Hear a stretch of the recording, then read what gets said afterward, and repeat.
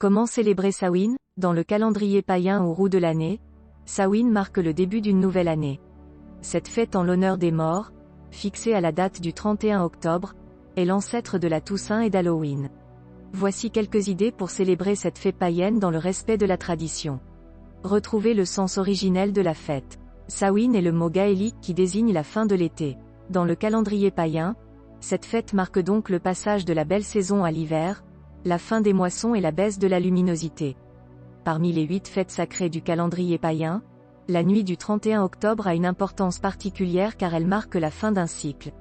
Même si la date est restée la même, cette célébration chez les Celtes était différente de la fête actuelle d'Halloween.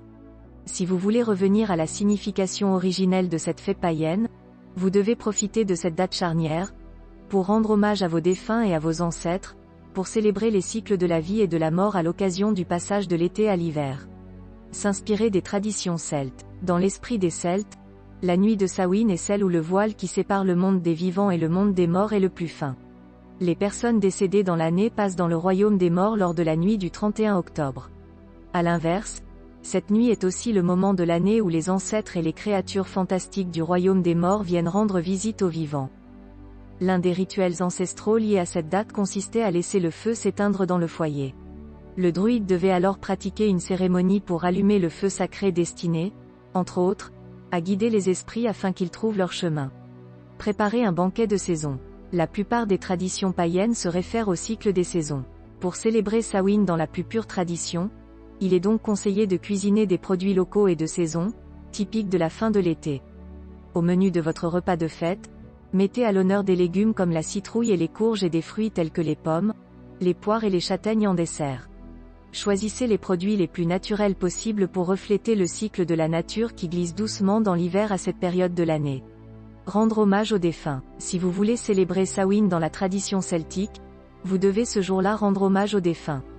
Profitez de la date du 31 octobre pour vous souvenir des êtres chers que vous avez perdus mais aussi pour prendre conscience de votre propre mortalité. Vous pouvez pour cela vous rendre au cimetière ou dans les lieux que vos proches disparus affectionnaient particulièrement. Il existe plusieurs manières de communier avec les morts. Une coutume veut par exemple que l'on prépare à manger pour ceux qui sont morts dans l'année et que l'on dépose cette offrande de nourriture près de la porte ou d'une fenêtre afin qu'ils puissent l'emporter dans l'autre monde.